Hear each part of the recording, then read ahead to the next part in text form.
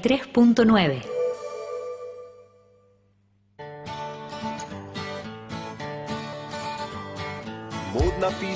Ahora, en Dimensión Salud, la entrevista del día. Continuamos en Dimensión Salud y seguimos con Paula Ciberino. Vamos a seguir con el programa, hacerle todas las preguntas. ¿Viste que no podíamos cortar? Que no podíamos cortar. No, Ustedes me cortan porque yo hablo y yo me engancho hablando de esto y me encanta. Sí, Paula, un tema al que te has dedicado y mucho. El tema trans. Yes. Qué lindo.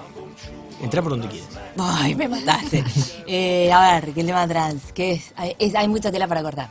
A ver, desde Gran Logro, Argentina se consolidó. La verdad que en términos en general en agenda bioética los últimos 10 años fueron excelentes para Argentina porque se consolidaron un montón de normas que más allá de los niveles de su implementación, que siempre son obviamente optimizables, la verdad que fue pionero. Uno de los temas en los que definitivamente Argentina ha sido punta es en el tema del reconocimiento de las identidades trans. Digamos, mientras que Argentina saca una ley tarde porque desde los 80 vos en Europa ya tenés leyes de identidad de género, pero va a ser la primera ley que reconoce en pie de igualdad con cualquier otra identidad las identidades transgénero y por lo tanto permite la modificación de los datos registrales sin necesidad de ningún tipo de pericia médica, estudio. Vos te acordás cuando nosotros, yo estoy en litigio estratégico hace muchos años y el primer caso que defendí a una persona trans en el año 2000 y tenías que juntar pero pilas y pilas de estudios psicoambientales, genéticos, clínicos. Argentina va a ser el primer país que dice, mira... Para una decisión que es autorreferencial. Absolutamente, ¿no? Absolutamente autorreferencial. Después de Argentina va a seguir la onda, Dinamarca va a copiar la ley argentina en el 2014, después Malta en el 2015, ahora Colombia y Chile están discutiendo también, México DF en su momento. Entonces, de verdad que en eso podemos estar orgullosos que hemos marcado camino. Para mí el gran tema pendiente es el tema de los bebés intersex, que bueno, a la ya pasada... Contanos qué es. Los bebés intersex van a ser bebés que van a nacer con genitales ambiguos. Ustedes saben que el sexo, imagínense como una factura de hojaldre, ¿no? Entonces son como muchas capas de hojaldre que van a confluir. No es un solo elemento que va a determinar cuál va a ser el sexo de una persona. Entonces, todos estos distintos estamentos del sexo, el genético, el hormonal, el anatómico genital propiamente dicho, el psicológico, se van a nuclear en un principio de unidad. Por lo tanto, este sujeto, este ser humano, a medida que se desarrolla, entre los 2 y los 5 años, se va a percibir a sí mismo, va a tener conciencia de sí mismo como un varón o como una mujer, en términos, digamos, arquetípicos, ¿no? Entonces, y esto va a poder coincidir o no con el sexo legal, que el sexo legal no es otra cosa que la apreciación genital que van a hacer cuando nazca este bebé, digamos, nadie le va a preguntar, no le van a hacer una entrevista y tampoco le hacen un examen de ADN. Exacto. Aclaremos, levantan las patitas, lo miran, ¿es una nena o es un nene? El caso célebre de Foucault, ¿no? Que cuenta cuando lo consultaron al obispo de Lyon acerca de cuál era el sexo de esta criaturita, un caso de sexo ambiguo, ¿no? Y Foucault y cuenta que el obispo dijo es una niña. Entonces, 14 años después la sorprenden en las duchas con una compañera en el internado. Así es. Entonces, Foucault, ¿sí?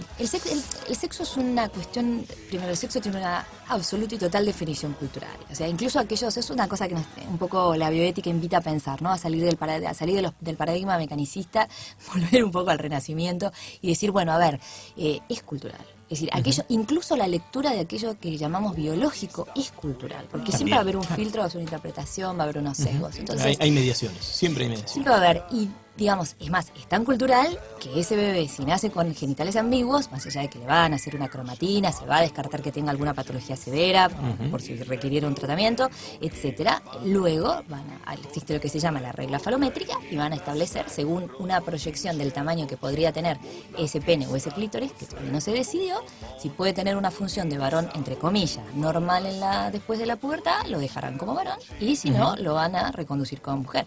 El problema es que esto no hace a la salud de ese bebé en lo absoluto. En lugares como Canadá ya está como bastante aceptado. Bueno, Malta, por ejemplo, la ley maltesa del 2015 prohíbe que se hagan intervenciones quirúrgicas en los bebés, porque esto no afecta en absoluto a su salud más que negativamente. Porque vos imaginate que donde hay una cicatriz, donde antes había nervios que son sensibles, puede haber una cicatriz. Entonces, tenés dos problemas graves. Si ese bebé se define su identidad de género, que en ese momento no tenés manera de adivinarla más que, iluminándote y a ver qué te dice la bola de cristal. El obispo de Lyon. Y el obispo de Lyon, con la bola de cristal. sí. Que en esa época era bastante más aceptable que ahora. Y define su identidad de género opuesta a la intervención de rectificación, entre comillas, sexual que le hicieron, a esa persona le arruinaste la vida de por vida, y hay muchos testimonios ahora de personas intersex adultas. Después, aun cuando lo hayas hecho, también hay estudios que prueban que son más eficientes después de la pubertad, por un tema de cicatrización, por un tema de consentimiento del sujeto, por otro lado, que se construye. Entonces, y después porque no afectan nada a su salud. Lo que vos necesitas ahí es un equipo interdisciplinario que sepa abordar el problema, que sepa contener a esos papás, que no van a estar preparados para esa situación, que seguramente nunca se la plantearon y que van a tener que enfrentar una crianza distinta. ¿Batita celeste o batita rosa? Es terrible, ¿no? La batita celeste y la batita rosa es una cosa fatal. Sí. El problema es cuando eso quiebra la vida de un ser humano en dos. Claro, porque si es la anécdota, ¿viste? Bueno, está guardada. El tema recuerdo, es también el abandono del sentido policíaco de la existencia, ¿no? Que muchas veces el derecho tiene el sentido policíaco del nombre, ¿no? ¿Cómo se llama usted? ¿No? Como el derecho, más que ser la expresión de una identidad, se transforma en una suerte de seguridad colectiva donde hay que ver el sentido policíaco del nombre, ¿no? El nombre no es el que yo quiero, sino el que el nombre le adjudica el que el Estado le adjudica para identificarlo. Un día a mí, por ejemplo, a mi papá me querían poner Romel cuando era chico. Mis viejos experimentaban, no sé, me tenían bronca. Creo que me tenían bronca, porque me querían poner Romel y me terminaron poniendo Leán. Tampoco es que me hicieron un gran favor. Pero el registro civil no les dejó poner el nombre, ¿no? No, tiene que haber un preponderante masculino adelante. Con mi hermano, bueno, también, ¿no? Pensá que esto ocurrió en La Pampa, allá lejos y hace tiempo. Pero volviendo, te quiero hacer la pregunta difícil. Tengo dos preguntas difíciles. A ver. Quiero hacer dos preguntas difíciles. Siendo algo autorreferencial, supongamos una cirugía de adecuación o de readecuación del sexo, ¿tenemos que pagarla todos? Qué buena pregunta. Yo creo. Vamos a hacer la pregunta. Vamos a hacer la pregunta. Honestamente creo ¿Por qué que tenemos que pagarla todos? ¿Por qué tenemos que pagarla todos? Porque, digamos, en primer lugar, porque vos... Quiero decir, para que nos entienda la audiencia, cargarla a la seguridad social, incluirla en el programa médico obligatorio. Allí estamos. A ver, siempre entendamos lo primero. Lo primero es una pregunta polémica. Siempre cuando hablamos de distribución de recursos escasos y el presupuesto de salud, siempre lo va a ser. Es una pregunta polémica. En lo personal tengo la posición que el Estado no es Papá Noel y el derecho tampoco, entonces no es que todo lo que le pidas al derecho te lo tiene que dar. Digo, partiendo de ampliamente de acuerdo. Sí, soy liberal, pero digamos... Ampliamente de acuerdo. Insisto en que un poco también lo que nosotros trabajamos en bioética es un poco dónde trazar el límite. En lo personal y un poco, digamos, después de todos estos años de trabajar con personas de la comunidad trans, sí entiendo que hay un componente que tiene que ver con el tema de la salud, entendida en un sentido integral, que justifica ampliamente que las intervenciones de adecuación sexual. Y no porque la transexualidad sea una patología. Por eso enfatizaba en la adecuación. No porque la transexualidad sea una patología, sino porque para que ese sujeto pueda lograr, una composición de sí mismo. Y es más, tan es, como vos decís, autorreferencial y tan es existencial en el sujeto que muchas personas trans, y cada vez más, no requieren, no demandan al sistema el intervenirse quirúrgicamente. De hecho, el no intervenirse quirúrgicamente tiene que ver en mucho, por lo menos esa es una hipótesis mía después de estudiar el tema un tiempo, tiene que ver en mucho con estos, entre comillas, permisos o espacios de habilitación social que se han ido formando con los años, donde una persona trans puede decidir definirse a sí misma de la manera en la que elija, que ojo, es una libertad que como varones y como mujeres, digamos más arquetípicos entre comillas, como varones y como mujeres, todos como ser humano tenemos y en realidad nunca reclamamos. Yo creo que lo interesante en la comunidad transgénero es este ejemplo, ¿no? Es como, digamos, por llamarlo de alguna manera, numéricamente una minoría que ha sido históricamente vulnerada y que ha tenido un punto de lucha muy fuerte con esto, nos ilumina en este sentido, ¿no? En decir, bueno, a mí, por lo menos para mí, vos hace un rato me preguntabas, bueno, te puedo preguntar cosas personales, ya te tiro una, digamos. Viste que uno se estudia, por lo menos soy de la tesis que uno hace de sus rollos existenciales, sus rollos académicos, ¿no? Y matás dos pájaros de un tiro. Claro, sí. Entonces, en mi caso, que fue el tema de transgeneridad. Y una de las cosas que... Yo soy un médico frustrado. Ay, vos sabés que yo medio también. Soy un médico frustrado. Creo que lo hemos hablado alguna vez. Creo que lo hemos hablado alguna vez. Sí, vengo de familia cuando éramos médico. chiquitos. Cuando éramos chiquitos y nos peleábamos en los congresos del agua. Entonces, a mí, por ejemplo, todo el estudio de transgeneridad y todas las lecturas y sobre todo la charla con las personas y después las lecturas al respecto me ayudaron a darme cuenta que estoy lejos de ser una mujer arquetípica en un montón de lados porque no he asumido un montón de roles que la sociedad espera y que yo tenía derecho a construirme como mujer desde el espacio en el que yo considerara, es decir, yo puedo ser una mujer diferente, yo puedo ser una mujer diversa. Y esto no tiene nada que ver ni con mi orientación sexual ni con mi identidad de género, sino con las libertades que uno está dispuesto a reclamar para sí mismo, ¿no? Entonces, desde este lugar... Hay un buen argumento, ¿eh? Ese es un buen argumento. Desde este lugar, a mí me parece que el caso de la comunidad transgénero, así como en su momento Testigos de Jehová, ¿te acordás? Claro, Fue sí, punta de sí, lanza sí, de sí, lo sí. que es reclamo de autonomía y autorreferencia sobre el señorío sobre el propio cuerpo. La comunidad trans ha sido en este sentido, que para mí es profundamente existencial, punta de lanza y sin duda les tenemos que estar muy agradecidos por redescubrir este derecho a reclamar esta libertad de definirte a vos mismo del lugar que vos elijas, ¿no? Entonces, definitivamente sí. Yo tengo otra pregunta, pero que en realidad es un caso práctico y es una duda que Es tengo. un caso práctico, saquen Claro, una hoja. es ¡Qué un caso- miedo! Yo sí, traje la hoja. Uno no puede con su genio, ¿eh? No puede con su... No, pero es un caso, algo que me he preguntado muchas veces, y vos recién mencionabas la ley de identidad de género, Sí. y yo aquí creo que hay algo que podría ser perfectible, y es lo siguiente, y que tiene relación con lo que veníamos conversando. Si mañana mi derecho a la imagen reclamase una adecuación de mi físico, mañana Elian quiere ser Eliana, supongamos, ¿no? Sí. O Noelia quiere ser Noelio, supongamos ese Sí. caso, ¿no? Entonces yo vengo y digo, por supuesto con un no estoy simplificando, digo, No, no. un largo proceso y Sí. he tomado la decisión de que quiero ser, a partir de hoy, quiero ser reconocido como Eliana, porque yo me siento Eliana, mi identidad es Eliana y quiero ser Eliana. Bien. Macanudo. Por la ley de identidad de género voy y digo, Sí, pedís que te modifiquen. aprontémonos para esto. Y Así por ejemplo agarro y digo, bueno, necesito mamas y voy por un implante mamario. Ujú. Eso con la ley de identidad de género se puede. Sí, claro. Ahora, ¿qué pasa si yo soy Eliana, nací Eliana, soy Eliana, pero estamos en horario de protección al menor, pero soy medio tabla. Soy Eliana y la gente no se da cuenta cuando voy o vengo. Digamos que la naturaleza no me ha dotado de una medida bustial apetecible o conforme a los cánones de belleza que vos decías recién. Sí, Entonces yo voy y digo, mi imagen, ¿no? Mi imagen está reclamando también una adecuación. Sí. ¿Yo podría ampararme en la ley de género para pedir que me cubran un implante mamario? Ay, ahí le salió el profesor universitario.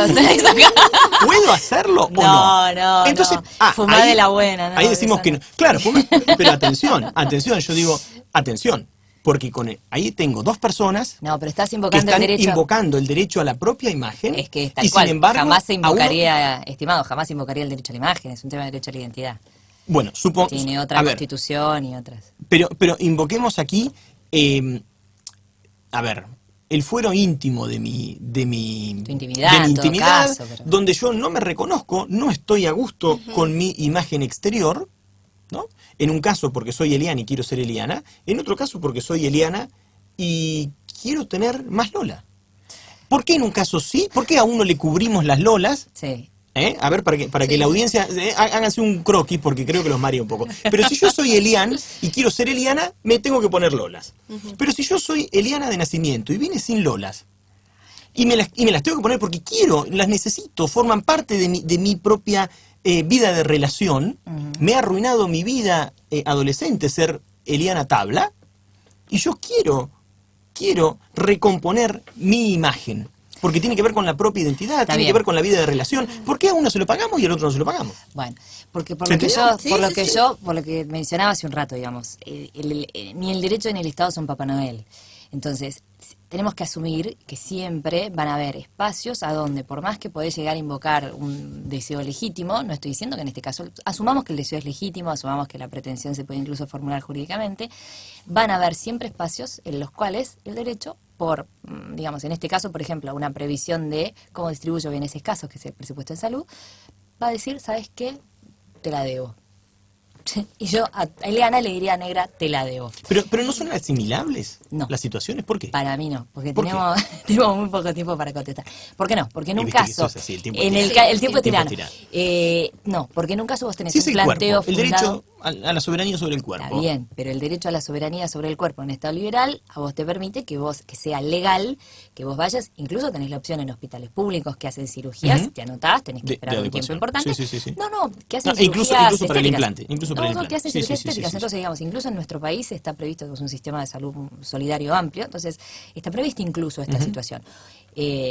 Posiblemente demore y tenga una serie de cuestiones, y además es una intervención lícita, con lo cual vos podés perfectamente buscar y hacerla. En el caso de las intervenciones de reasignación genital o de reasignación quirúrgica que tiene que ver con la identidad, tiene que ver con el cuerpo como un espacio existencial que yo construyo desde la identidad y va a estar dentro de un paradigma bastante más complejo y que se entendió en su momento y se tomó una decisión política, porque toda ley es una decisión política, que estos casos iban a estar amparados. Listo, es como te digo. No es porque eventualmente no vamos a banalizar el reclamo, porque si bien puede llegar a sonar banal el tema de la cirugía estética, y yo no soy una fan de las cirugías estéticas, es más, me parece que una de las regulaciones que se deben, es todavía el tema de que muchos países se las tienen, que tiene que ver con las limitaciones a las publicidades y estas cosas de que antes había fiestas en las cuales te regalaban cupones o cirugías, que es una cosa absolutamente irresponsable. Pero digo, aún tomado el planteo desde la cuestión más seria, digamos, sin banalizarlo, me parece que son dos situaciones completamente diferentes.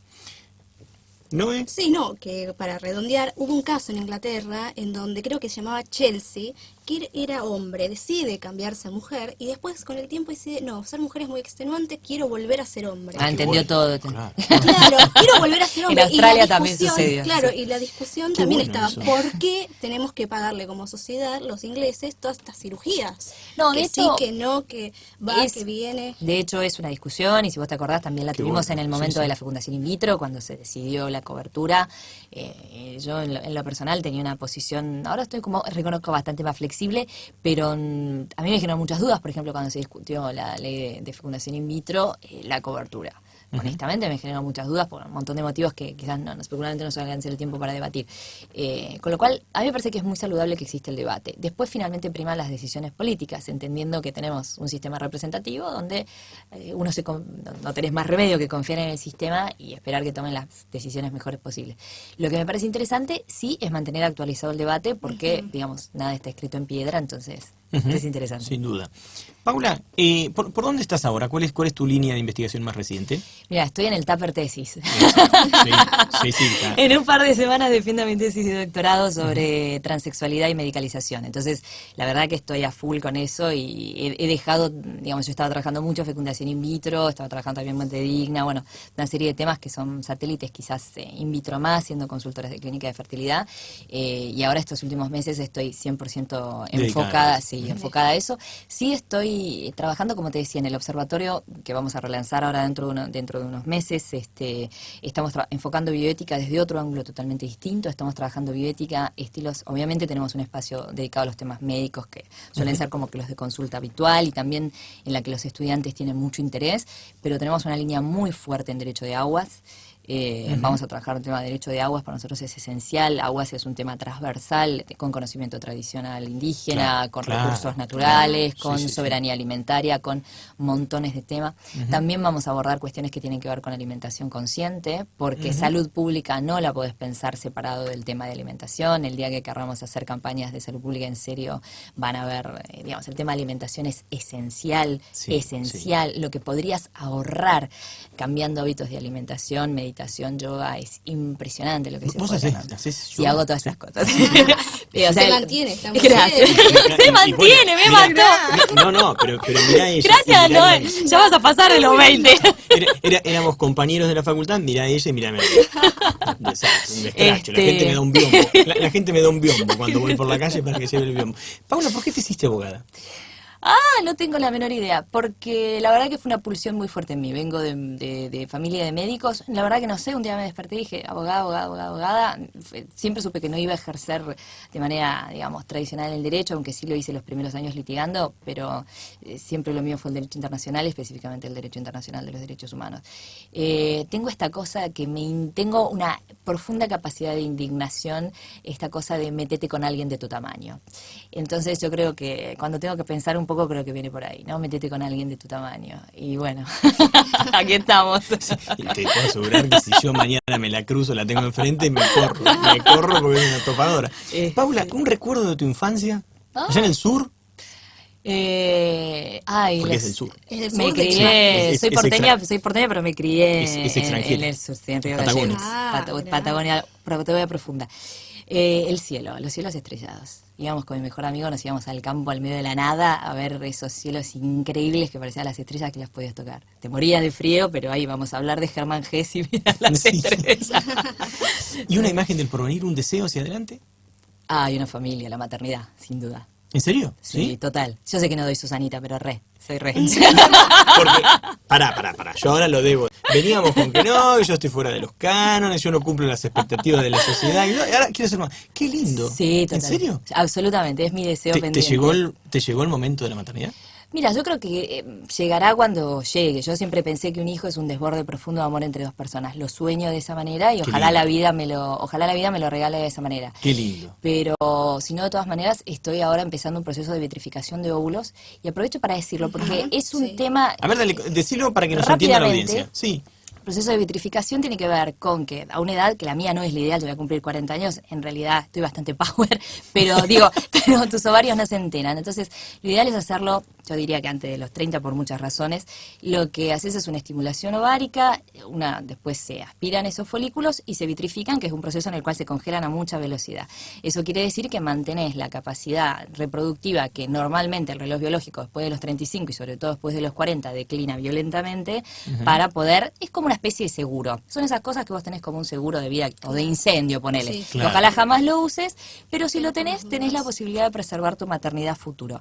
Y es bien importante, yo creo que necesitamos mucha más información las mujeres. Cuando yo era más chica, que para mí era la edad ideal, esta tecnología tiene muy pocos años, no existía antes, ahora sí. Entonces, y te venden esta tecnología como decir, bueno, si vos querés hacer carrera, en realidad no tiene que ver con eso, tiene que ver con que la verdad es que los tiempos se han cambiado mucho, pero los tiempos del cuerpo evolucionan en miles de años y los tiempos de los derechos evolucionan en décadas. Entonces, tu cuerpo no se entera que vos estás regia, que la verdad que no. Entonces, es interesante, si vos tenés un proyecto de familia, que en la medida en la que seas una mujer sana, si no está en pareja, o si quizás estás y después te peleas y que sabes qué va a pasar, digamos, la posibilidad de programar y preservar la posibilidad de ser mamá es interesante.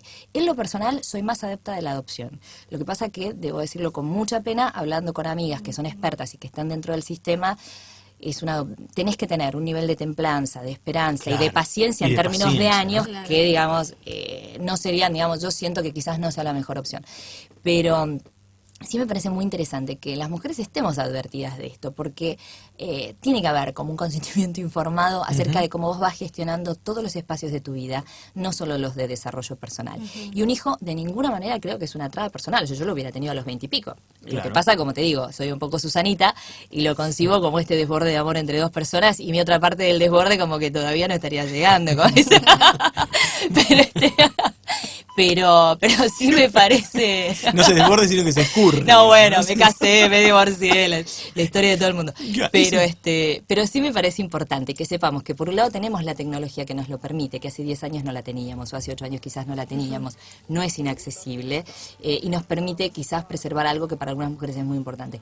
No necesariamente la maternidad tiene que ser maternidad genética, pero es importante, me parece, también resolverlo antes de que te lleguen los duelos de la edad, la pareja y un montón de cosas. Es un tema para hablar, da para otra charla. Eso, y te vamos a invitar después que defiendas la tesis, porque Eso, tuvo como toda la delicadeza doctora, de venir, tuvo la como delicadeza de doctora. venir y sé lo que está pasando. Así que a la vuelta te vamos a invitar. Muchas gracias por venir. No, Paula. por favor, Muchas gracias por una venir. alegría para mí. Muchísimas gracias por la invitación. Y nosotros volvemos el martes que viene. Así es, 17 horas, Radio Palermo. Chau.